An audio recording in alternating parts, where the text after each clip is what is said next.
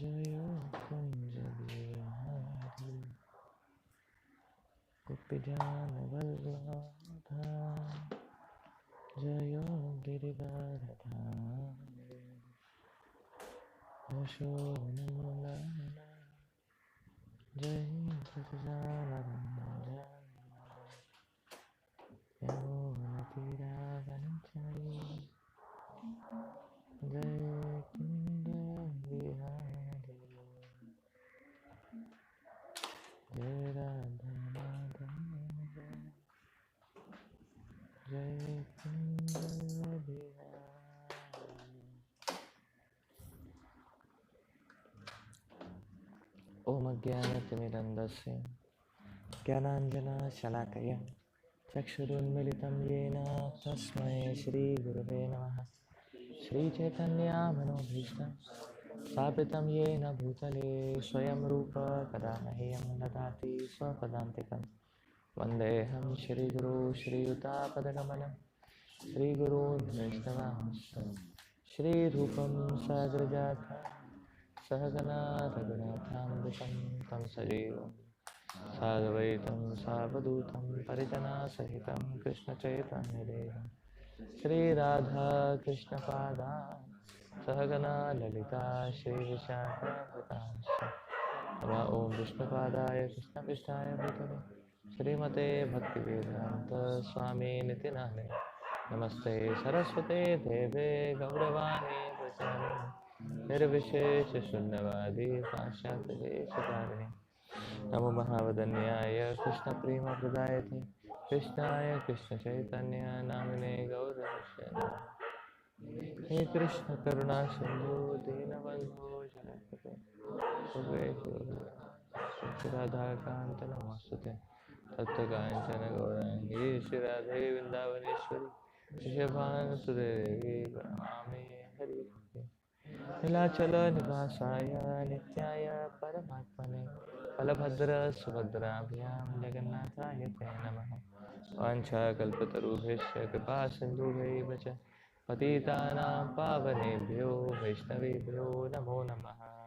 जय श्रीकृष्ण चैतन्य प्रभु नित्यानंद श्री अद्वैत गदाधर शिवासादि गौरभक्तवृंद हरे कृष्णा हरे हरे हरे राम राम राम हरे हरे। मुखं करोति वाचालं पङ्गुं लङ्घयति गिरिं यत्कृपातमहं वन्दे श्रीगुरो दीनतारिणम्।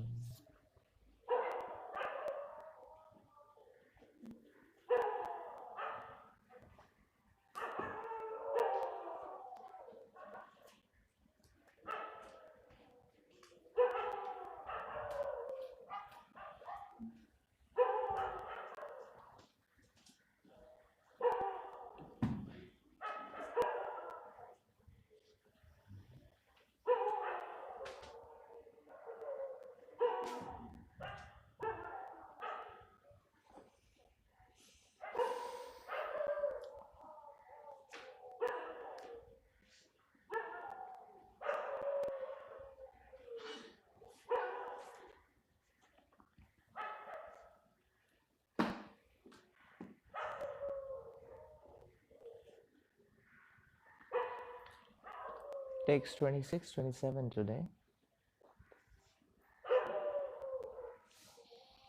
Ami cha tvam dhritarashtraputra sarve saheva banipala sandhe Bhishmo dronaha suta putrastha Haso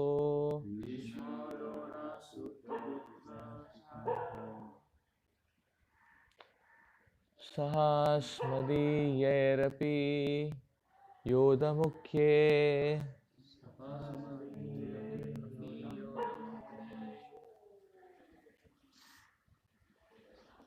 Paktrani te Twaramana Vishanti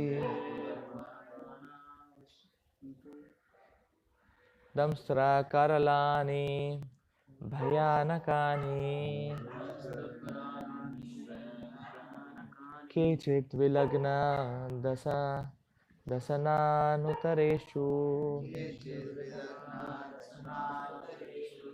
Sandrishyante Churaniter Uttamange.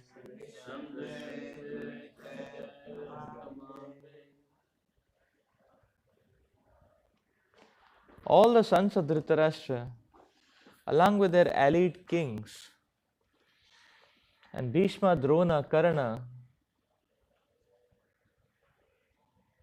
and our chief soldiers also are rushing into your fearful mouths.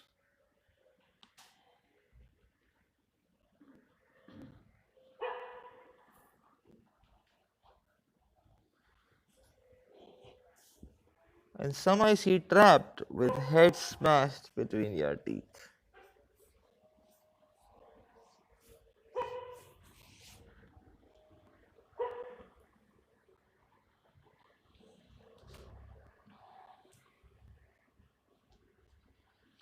In a previous verse, the Lord promised to show Arjuna things he would be very interested in seeing. Now Arjuna sees that the leaders of the opposite party, Bhishma, Drona, Karna, and all the sons of Dhritarashtra and their soldiers, and Arjuna's own soldiers, were all being annihilated. This is an indication that after death of nearly all the persons assembled at Kurukshetra, Arjuna will emerge victorious. It is also mentioned here that Bhishma, who is supposed to be unconquerable, will also be smashed. So also Karna. Not only will the great warriors of the other party like Bhishma and Karna be smashed, but some of the great warriors of Arjuna's side also. Yata nadinam bahavo ambuvegah samudrameva bhimuka dravanti tata tavami naralokavira vishanti vaktarani abhivijya valanti.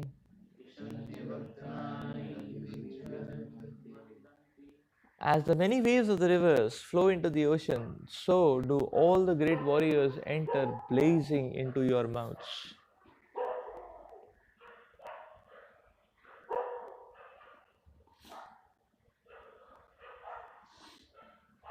Yatha pradiptam jwalanam patanga vishanti nashaya samriddha vega tataiva nashaya vishanti loka tavapi bhaktarani samriddha vega.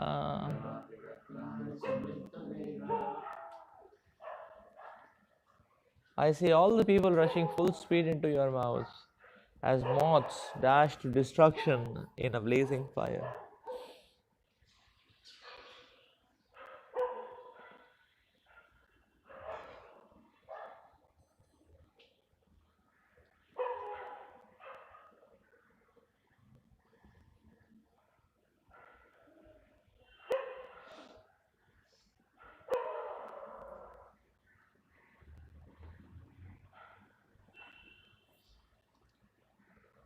Daily hase grasamana samantal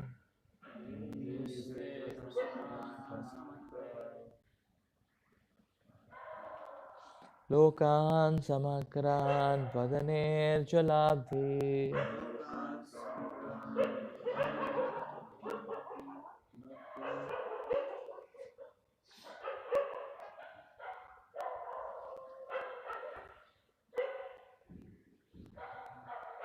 तेजो वीरपूर्य जगत्समग्राम भाषास्तवोग्रा प्रतपान्ति विष्णु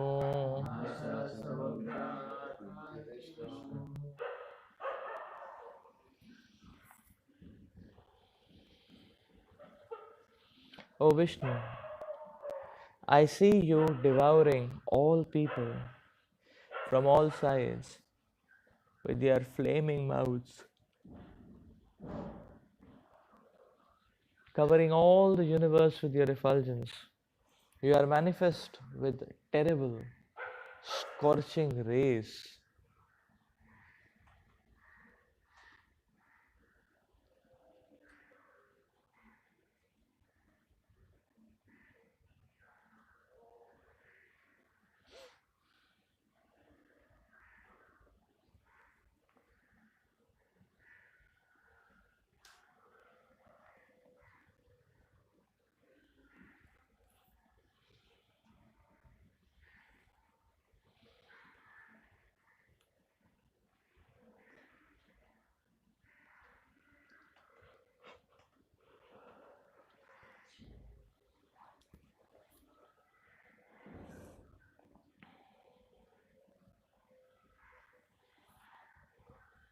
आख्यहि मे को भवानुग्ररूपो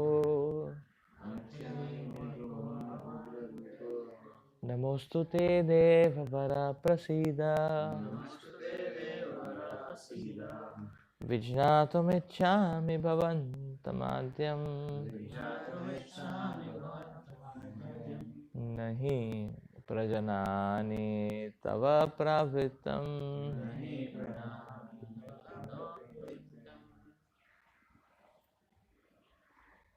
O Lord of the Lords, so fierce of form, please tell me who you are. I offer my obeisances unto you.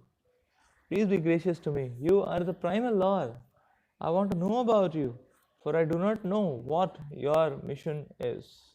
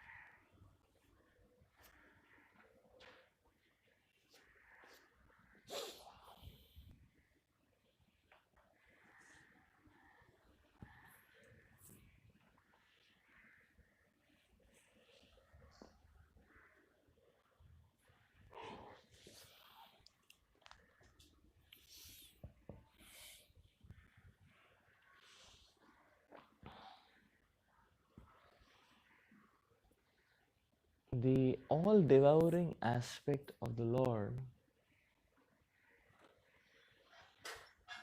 is being emphasized and highlighted here by Arjuna.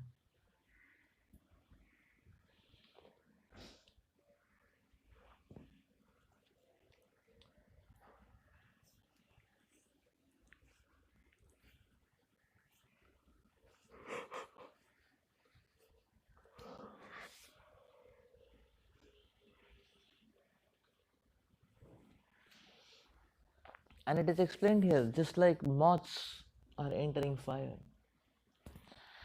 just like currents of rivers are entering the ocean, like that, the living entities are entering the mouth of destruction and devastation.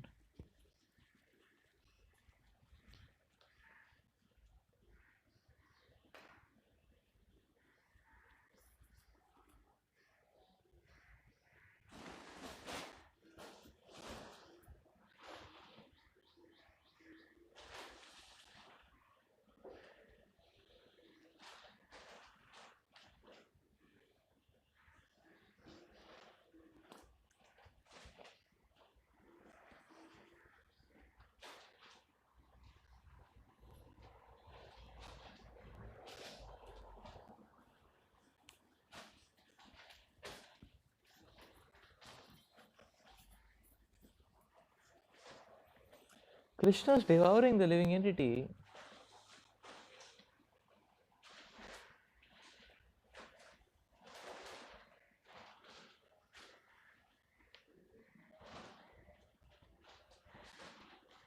is like a mother grabbing the child when he is about to fall off from the bed.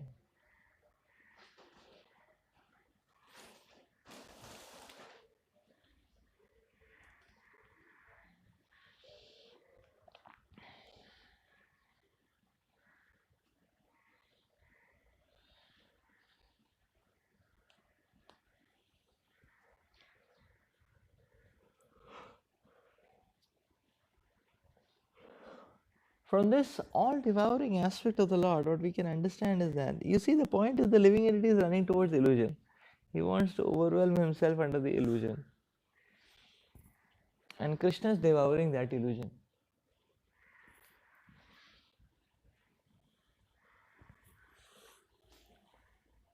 So now the first that first point is there, that what the Lord is devouring is illusion.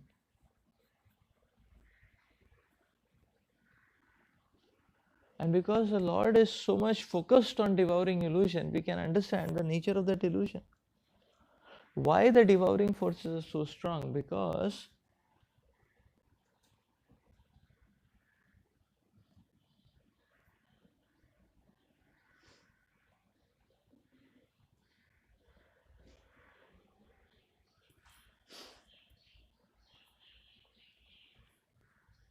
Krishna is devouring that illusion.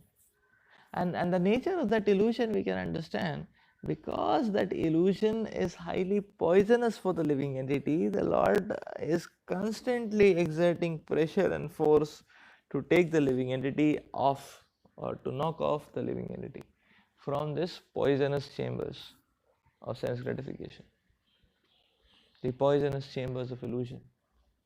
It is a poison.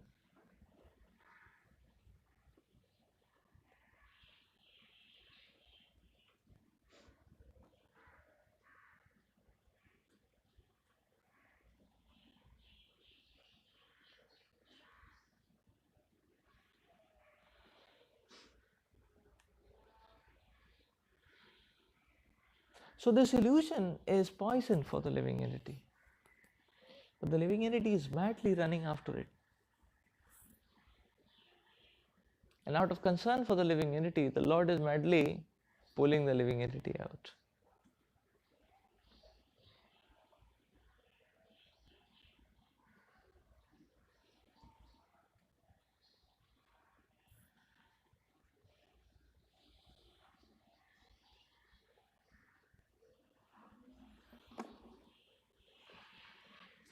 So how to deal with the transient metal energy?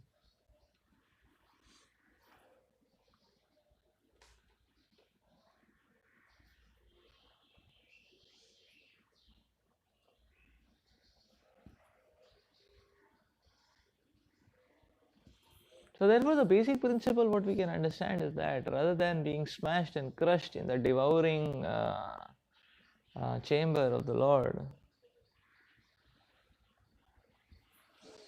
that which is temporary, that which is illusory,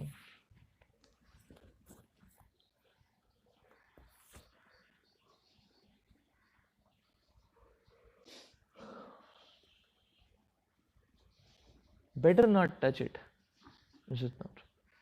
If something is going to be devastated, why to start it? So that is intelligence, is it not?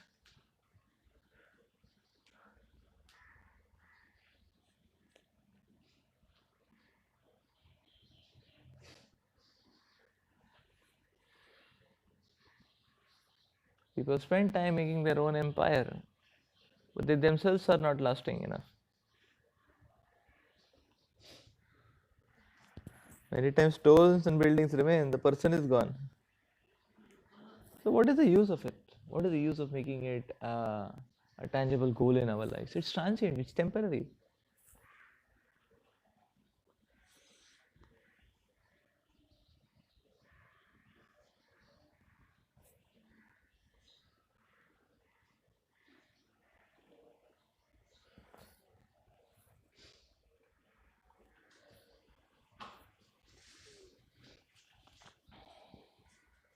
So then the question comes is that okay, then what kind of material engagement should embark upon? Now here is the point that we should only embark upon those material engagements which can be converted into an eternal currency or which can give us projection into the eternal currency. That means through the temporary one can add some value, offer some service on the eternal plane.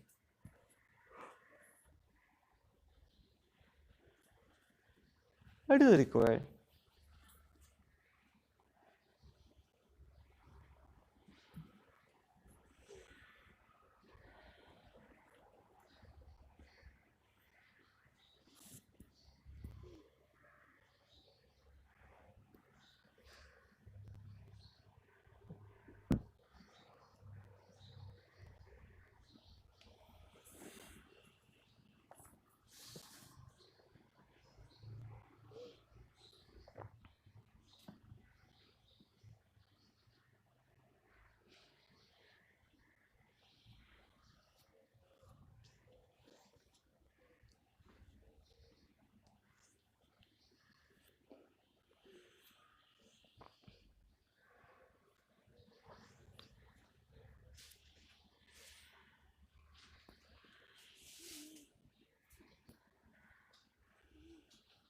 So in this way, simply observing the world, one can get an idea of what is valuable and what is wasteful.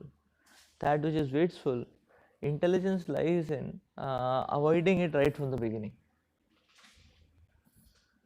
Simply avoiding it right from the beginning.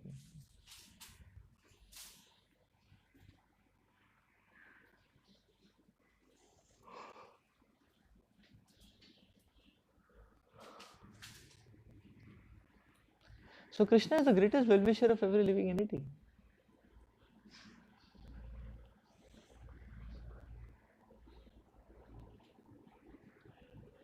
And therefore the Lord is helping the living entity come out of that slumber of intoxication.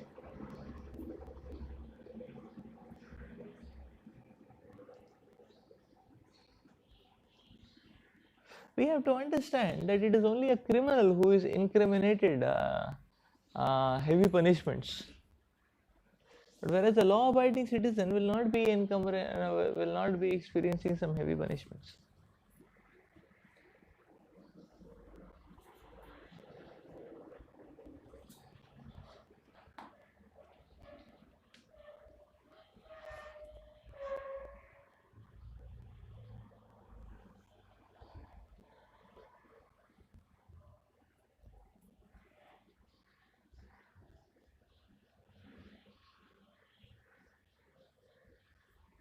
So here Arjuna is praying to the Lord to be gracious upon him.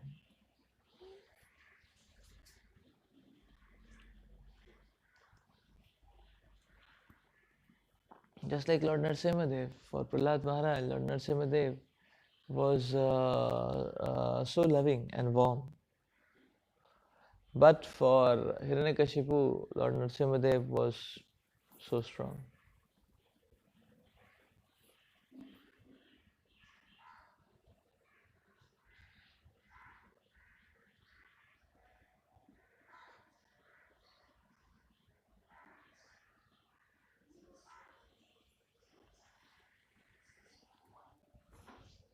Shri Bhagavanuvacha Kalosmi lokashayat krit pravriddho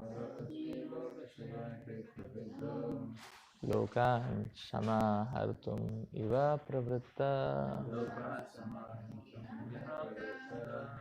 ritepi tvam na bhavishyanti sarve ye vastita pradyanikeshu yodha. The Supreme Personality of Godhead said, "Time I am the great destroyer of the worlds, and I have come here to destroy all people. With the exception of you, the Pandavas, all the soldiers here on both sides will be slain." Although Arjuna knew Krishna was his friend and the Supreme Personality of Godhead, he was puzzled by the various forms exhibited by Krishna.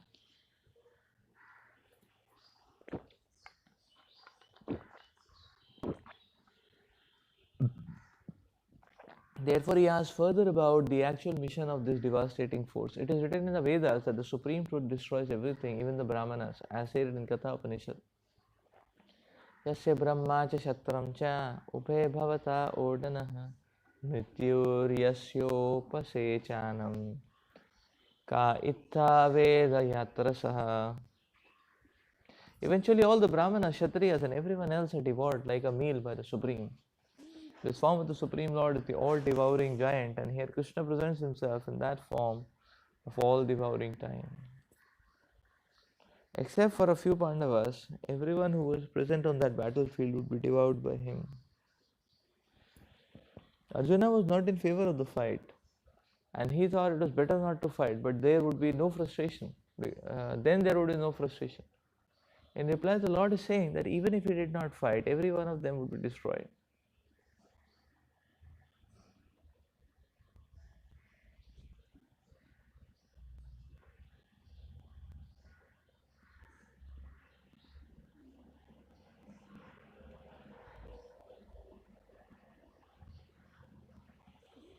And here Krishna presents himself in the form of all-devouring time. Yeah.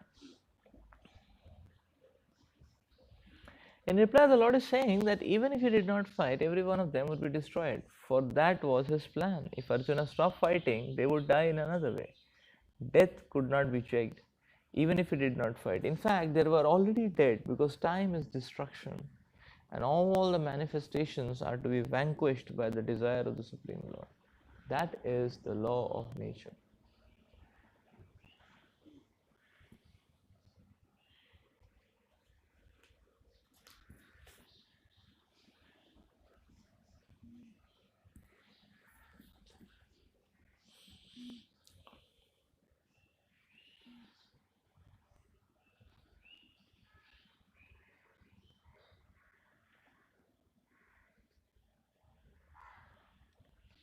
So Krishna is very loving to the living entity. Why loving? Because you see, although the living entity is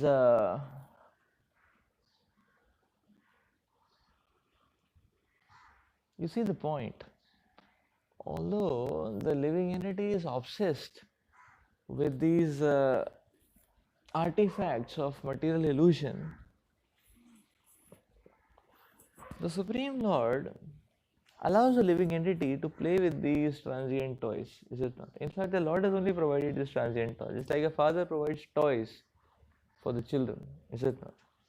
Toys.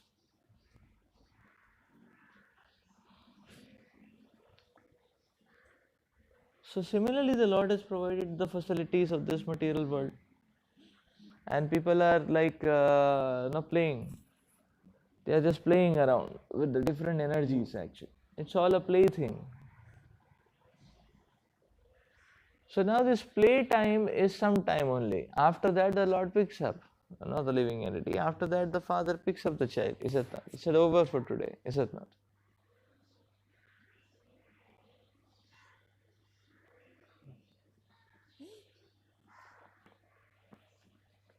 This is the point.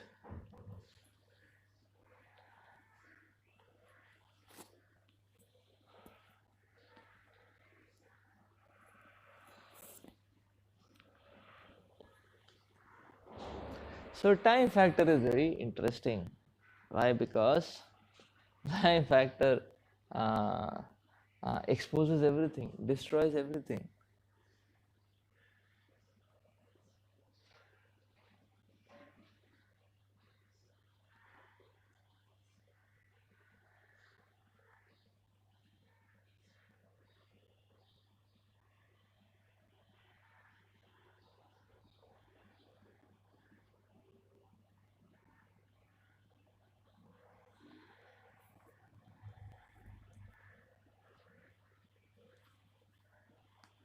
So the living entity, he gets intoxicated with this material artifacts, and then time to time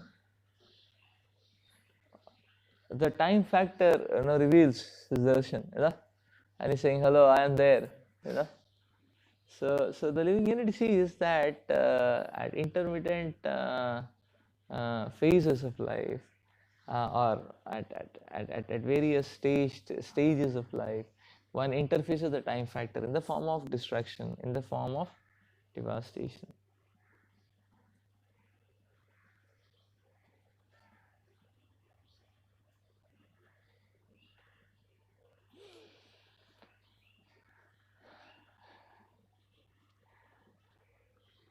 So that's his, and that is a painful phase. That is a painful phase actually.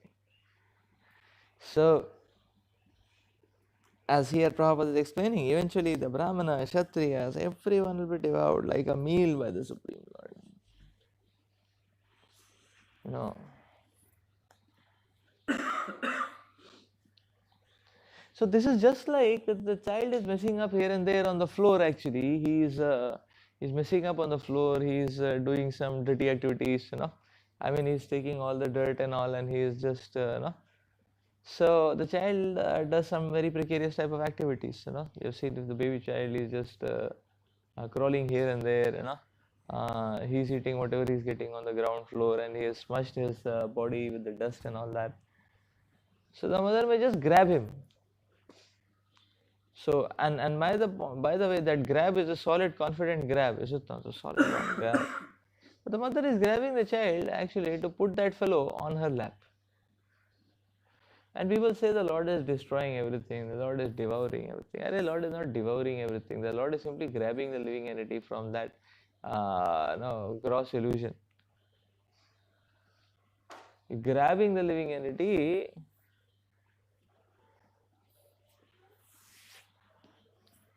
to give him another favorable opportunity.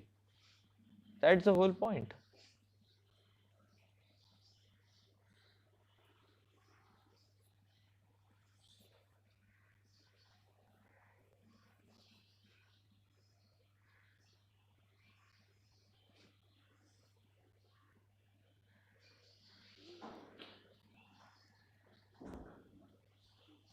So actually, the best attitude in life should be, the best attitude in life should be to always be aware or to always be conscious of the time factor. A sadhaka, a devotee should always be alert. A sadhaka, devotee should always be alert. He should be alert about time factor. You see, when we are conscious of time, we are taking shelter of the time factor.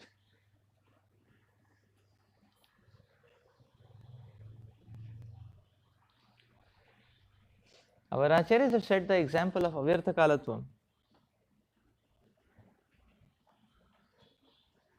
They are very conscious of time, and because they are conscious of time, then they don't invest even a small iota of time in sense gratification, because they are very conscious of time.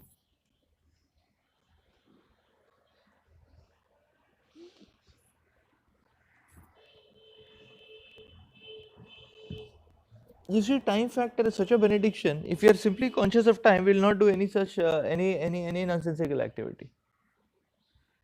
It's logical. It's logical. How to understand this? Just like, say, for example, a student. Now, if a student is conscious of the fact that the exam is there after 1 month, and is conscious of the fact that it is a tough one, and he's not and there's good competition, the person will not be able to take recluse in any kind of sense gratification. He'll feel, oh, why to go to the restaurant? He'll feel, why to see a movie? Is it not? First the exam. So why? Because now he has become conscious of the time factor.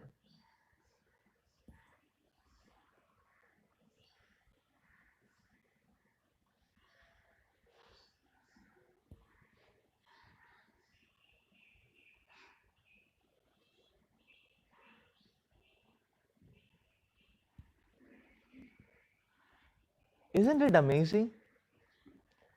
Just being conscious of time factor, we can understand what is of value and what is not of value. Is it not?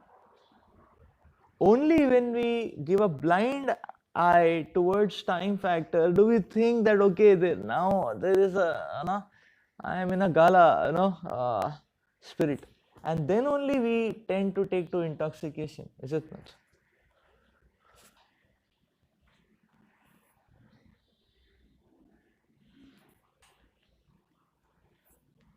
Everywhere in the world this kind of understanding is there, everywhere in the world. So therefore it's like one who has nothing much to do in life, one who doesn't have any proper goal in life, one who doesn't have no uh, uh, one who doesn't have no sufficient engagement in life. You'll see that is the person, and that is the one who is more miserable in this world. So this is the point actually. Who gets more intoxicated? Like we have seen in the Western world also. In the Western world, people don't have conception of God, but we have seen who are the people who are most degraded.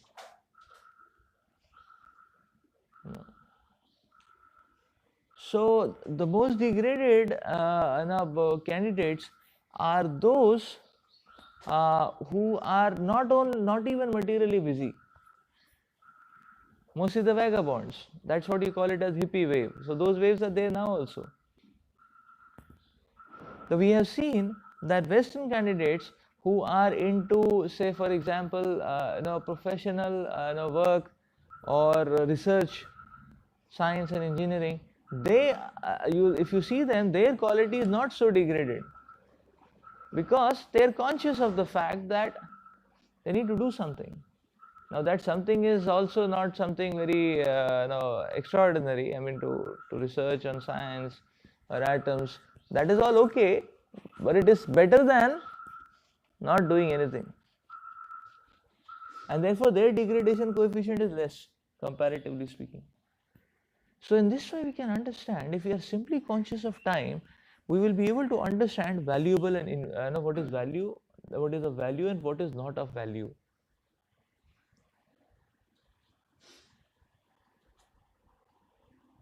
People who are more conscious of time plan ahead in life. You see?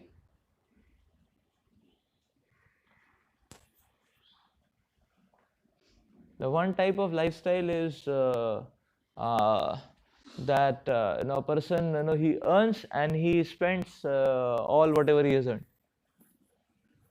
and then the end of the month he's at zero balance, so he becomes a pauper by the end of the month. The beginning of the month he's a king, and by the end of the month he becomes a pauper. Like that. There are some people who live their lifestyle like that. Now these people, the misery index of their life is going to be much more. But there are others, they think, because they're more conscious of time factor, therefore they think long-sighted. So therefore they invest. They don't spend. And because they don't spend, they don't degrade so much. So basically, it's all about being conscious of the time factor. In the form of time, Krishna is available to us.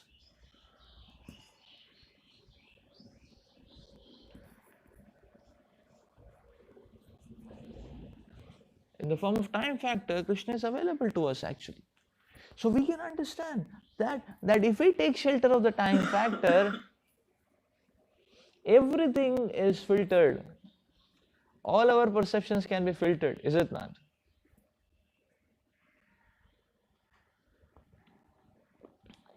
So if you want to do anything, before we want to do anything, we should take shelter of time factor, you know?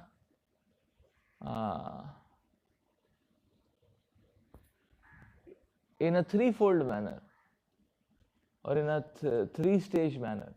The first stage is to be conscious of the present. The second step is to go back in time and see in the history what has been the result, is it not? The third step is to go forward in time and simulate what is going to happen, is it not?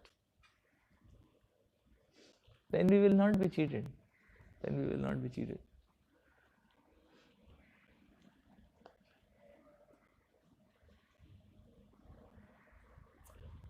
So actually, in the form of time factor, the Lord is available to us, is it not?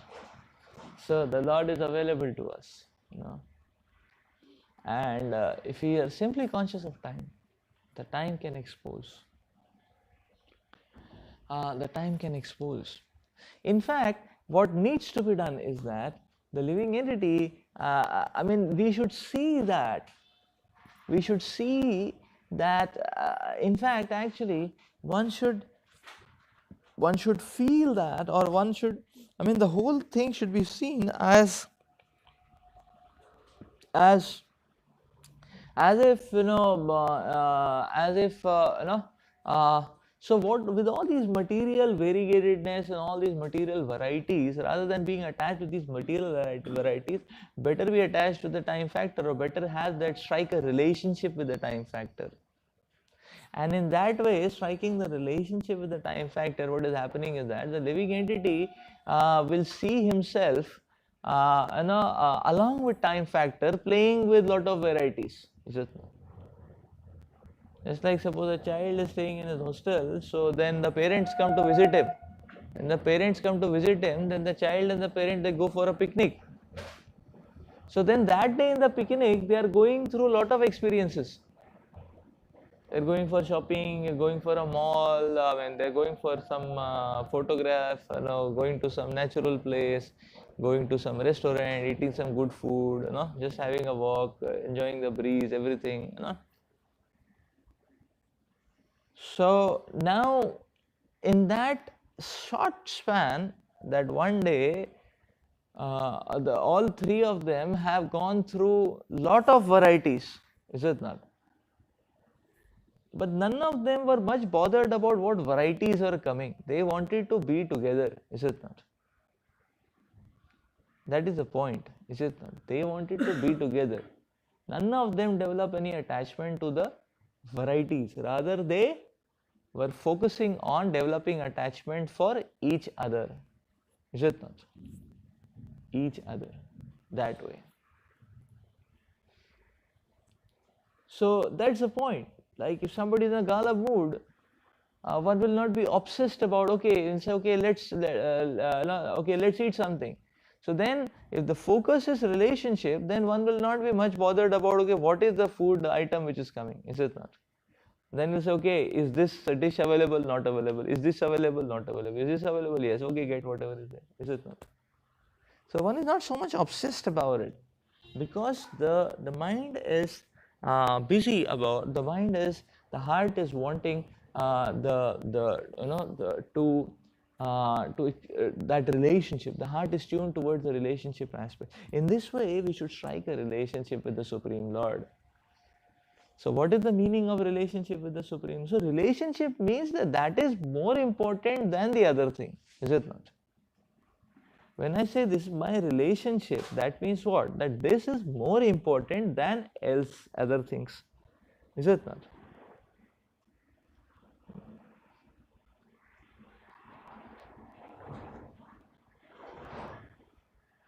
Like people on their Facebook, they write a post, in a relationship, you know, in their tagline, you know. That means what? That now they are fixed. Nobody should, unnecessarily poke them, you know. They are Don't disturb now. The processor, the RAM space has got occupied, is it not? That is what it means. Relationship. In that same spirit, we should strike a relationship with the Lord. That means what? That all these material ways will come and go. Whatever is there in the hand, we offer it to the Lord. And therefore, go on offering to the Lord, go on offering to the Lord. In that way, we will see. So, if that is the proclivity, then there is no devouring face of the Lord. Then we will see the living then in that way the devotee and the Lord are simply playing and having a picnic in this material world. That's the point, is it not?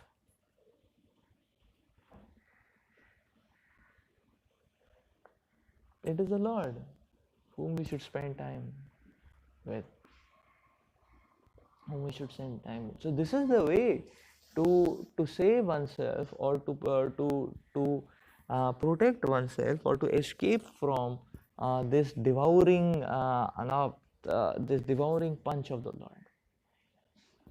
And better play with the Lord than being punched, is it not?